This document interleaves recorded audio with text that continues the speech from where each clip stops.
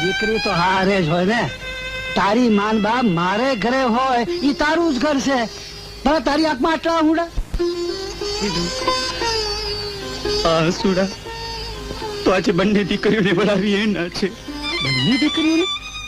હા ભેરુ, તારે ત્યાં તો પાનબાને વળાવી છે. મારી માનબા એને તો વળાવી છે મોટે ગામત્રે. હું વાત કરે છે? હા ભેરુ, ચાંદના સમયની વેળાએ મારી માનબાએ ઝેર ઘોડ્યું છે. પણ ઝેર ઘોડવાનું કારણ કહીને હવે શું ફાયદો ભેરુ?